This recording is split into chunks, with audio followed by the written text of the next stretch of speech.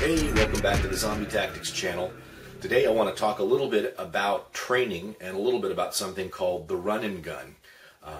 I don't know if it's just me, but I've been watching a lot of run and gun videos lately. I find them very entertaining, especially when they're done well. Heck, I find them entertaining even when they're not done especially well. I don't know, I'm just kind of a gun nut, I guess. I like to watch other people and watch what they do and how they run their guns, and I can learn as much from it in some cases as they seem to be learning from it. But this video is, I guess you'd say, partly a critique of running and gunning as a training methodology, as well as a request to those of you who do run and gun videos to change things up a little bit for the sake of not only making what I think would be much more interesting videos, but also in terms of actually improving what you're getting out of the run and gun videos and showing people how a run and gun really ought to work if it's going to be a valid form of training.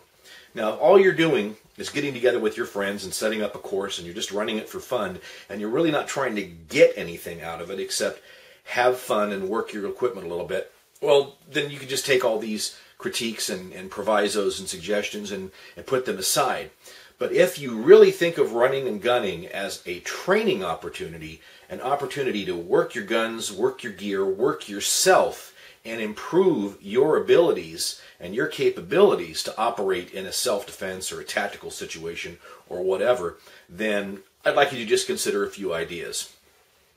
Now let me start by saying that one of the things that when you get seriously into weapons training of any kind that you try to always keep in the back of your head is, what am I trying to accomplish with this training scenario or this training class or in my own personal training, and how does what I'm doing relate to a real-world situation?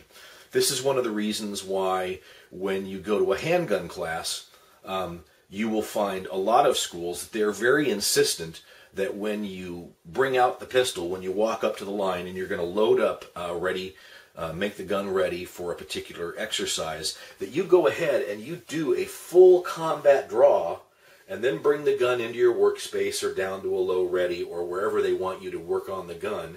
And then from that position, you're going to then, load the gun, rack it, and then it's going to go back into the holster safely. Now they insist, though, that every time you do that, you don't just take the gun out and work on it.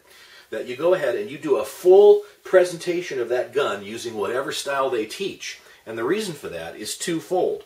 One, you want to get as many repetitions with that draw as possible, because the more of those you get, the smoother that's going to get. And they also want to break a mindset that happens when the only time you ever practice drawing the pistol is one where you're absolutely going to fire it. Because what will happen is over time, if all you ever do is draw your pistol during a firing exercise, it means that every time at the end of that press out, that punch out, that there is a press on the trigger. And they don't want that press on the trigger to become automatic. That press on the trigger ought to be something that you make a conscious decision. So for that reason, boom, we make our training get that thing going, but we don't necessarily pull the trigger every time we're drawing the gun. So you break that mindset, and it's a way of making sure that you don't develop bad habits. So that kind of a bad habit thing would be called a training scar. In other words, it's a bad habit you got out of training that you don't necessarily want to have ingrained in that automatic memory. If you do a run and gun, and you're doing things in that run and gun that are so markedly different than what you would have to do if you were really in danger, you're developing a training scar in addition to not really getting the most that you could out of a run and gun. Let me talk about a couple of specifics. One of them that I think is kind of a minor thing, and the other one that I think is a major thing. And I'm talking about these mostly as principles. So even though I'll use some specific examples, keep in mind that I'm bringing a principle to your mind. The first one that kind of bothers me a little bit about run and guns is that I've seen a lot of run and guns where what people will do is they will start the run and gun, and the first part of the course of fire is to go to your pistol. Well, you've got a perfectly good functioning rifle there, and you're going to go to your pistol.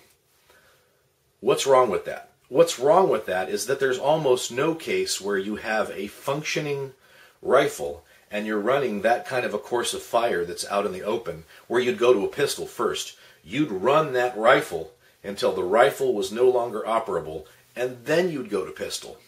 So if you want to make that a real training opportunity, a training opportunity for the way that you'd really have to operate in a tactical situation, you want to use that rifle first. Heck, run the whole course of fire with the rifle, and only go to the handgun if you have to. If something goes wrong with the rifle, if you run out of rounds, if for some other reason the rifle isn't working, or there's a special case where only a handgun is going to work because of confined spaces or something like that. But that's kind of a minor thing, but it speaks to the idea of trying to keep our training realistic. If you're running a run and gun, try and run that run and gun in a way that's much like you would actually operate in a bad situation, in a defensive or offensive encounter. So that's just kind of critique and plea for realism number one.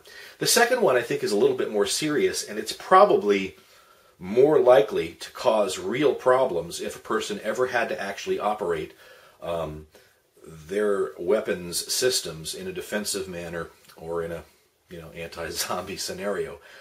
If you go to your handgun before you go to your rifle, you're still putting rounds down range, right?